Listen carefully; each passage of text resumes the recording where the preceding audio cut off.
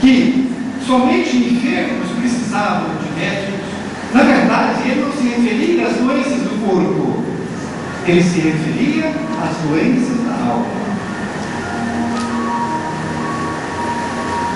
Somente aquele que aceita dizer, eu estou doente, é que poderá ser curado. Porque aquele que não acredita ter doença, não precisa de médico, não é isso?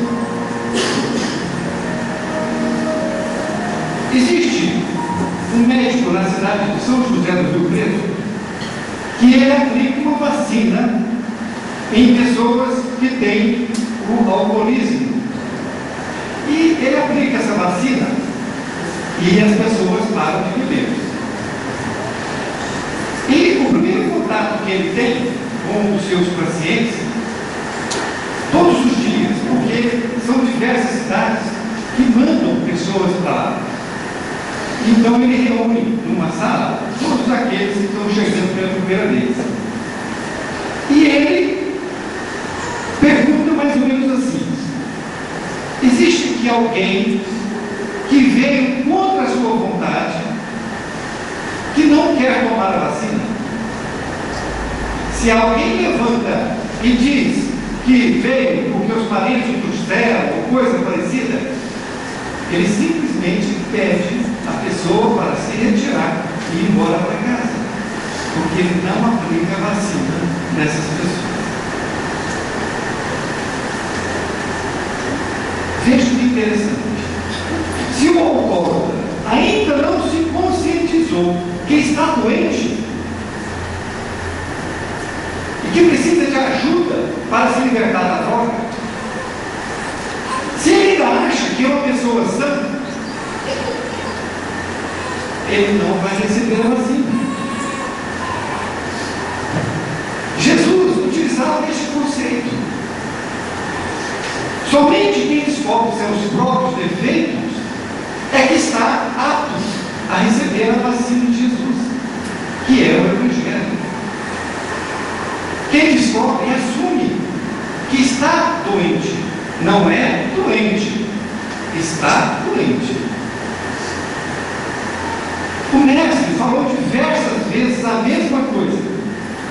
Jesus disse aos seus discípulos: ide e pregai o meu Evangelho, mas não vá aos gentios. Procurem as ovelhas desgarradas de Israel. Por que ele disse não vá aos gentios? Porque os gentios eram os pagãos da época, e eles não estavam preparados para receber uma nova. Então eles iam perder tempo, né? A hora e o tempo virá para os pagãos. Em outras palavras, Jesus também disse: não procure os gentios, escribas e fariseus. Por quê? Porque eles não descobriram ainda que estão doentes, não é? Como eles não descobriram, não adianta procurá-los. É perda de tempo.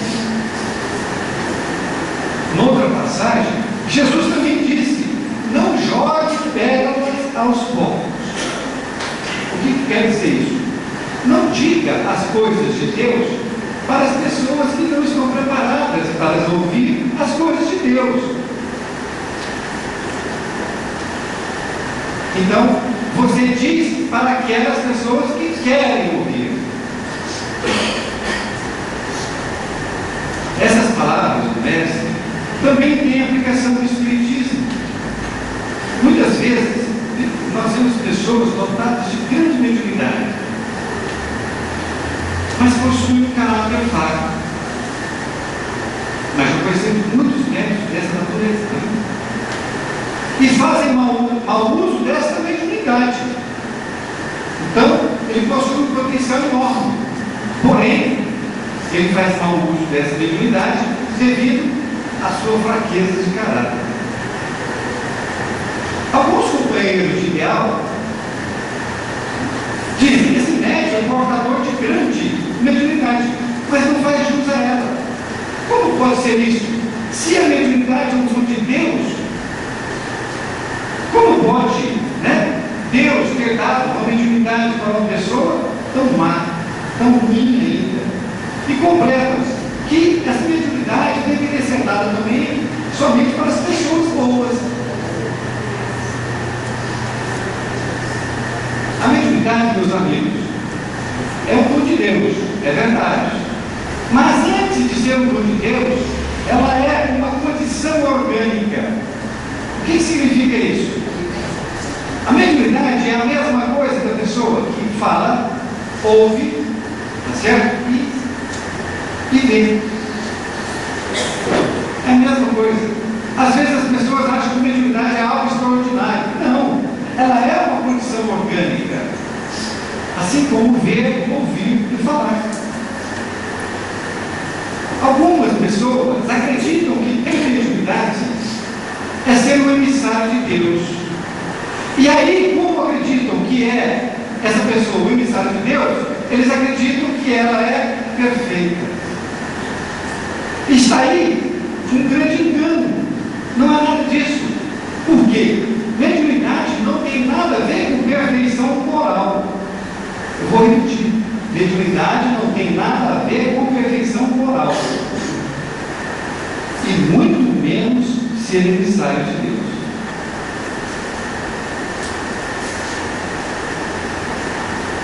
Mas alguns médios usam dessa inverdade para ludibriar algumas pessoas. E ela consegue ludibriar por algum tempo, mas não sempre. Por quê? Porque um dia ela vai ser desmascarada. Ela faz os seus próprios ciclos e ela entra no seu próprio ciclo e sucumbe. O fato de um médium ter comunicações com diversos espíritos nada significa. Nada significa. O importante é que ele tenha comunicações com espíritos melhores do que ele. Melhores do que ele. Para que esses espíritos possam ajudá-lo a ser uma pessoa melhor. Porque a mediunidade vem para a criatura para que ela possa, em primeiro lugar, se ajudar a si mesmo, para depois ajudar os outros. Mas algumas pessoas ainda podem insistir, porque Deus não proporciona mediunidade somente às pessoas boas. Vejam bem, se a mediunidade fosse dada, permitida a pessoas de caráter reto, 100%, o mundo deixaria de ter as comunicações que nós temos hoje. É ou não é? Quantas comunicações nós já tivemos até hoje para chegar à doutrina onde chegou? Então, se dependesse de pessoas retas para que recebesse toda a doutrina espírita, nós não tínhamos recebido absolutamente nada. Já pensaram se a espiritualidade maior enviasse um comunicado dizendo o seguinte para nós: a partir de hoje, somente poderão trabalhar no centro espírita, seja em palestra, seja na orientação, seja nos corredores ou nos passes, pessoas completamente boas, pessoas que não têm pensamentos ruins, que só pronunciam palavras boas e que tenham lá fora um comportamento 100% reto. O que ia acontecer? Nossa casa ia fechar, não é? Ia fechar não era por falta